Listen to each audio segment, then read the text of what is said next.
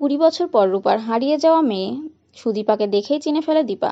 হ্যাঁ বন্ধুরা, আমরা এমনটাই দেখতে পাবো অনুরাগের ছোঁয়া ধারাবাহিকের আগামী পর্বগুলোতে।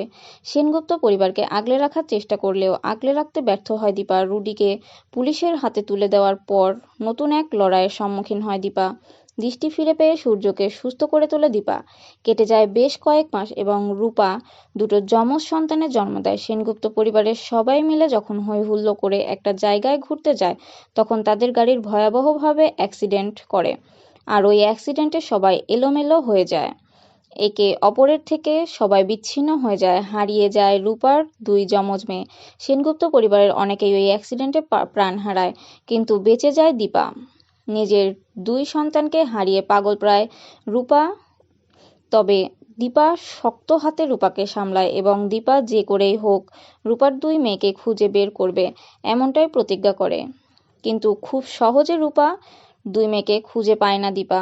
কেটে যায় অনেকগুলো বছর পর রূপার মেয়ে সুদীপা এবং পরমা দুজনেই আলাদা আলাদা জায়গায় বড় হতে থাকে। তবে সুদীপা ডাক্তার হওয়ার লক্ষ্যে এগিয়ে যেতে থাকে। সুদীপা যখন মেডিকেলে চান্স পাওয়ার পর শহরে পড়তে আসে, ওই শহরের মেডিকেল কলেজেই দেখা হয় দীপার সাথে। ওই মেডিকেল কলেজটা দীপা নিজেই করে। ছেলে মেয়েদের স্বপ্ন পূরণ করার জন্য দীপা খুব অল্প খরচে পড়াশোনা করার ব্যবস্থা করে দেয়। আর সেখানেই সুদীপা পড়তে আসে এবং দীপার মুখোমুখি হয়। দীপার সাথে সুদীপার ধাক্কা লাগে। দেখেই চমকে যায় সুদীপা, এ যেন হুবহুব আমার মতো দেখতে।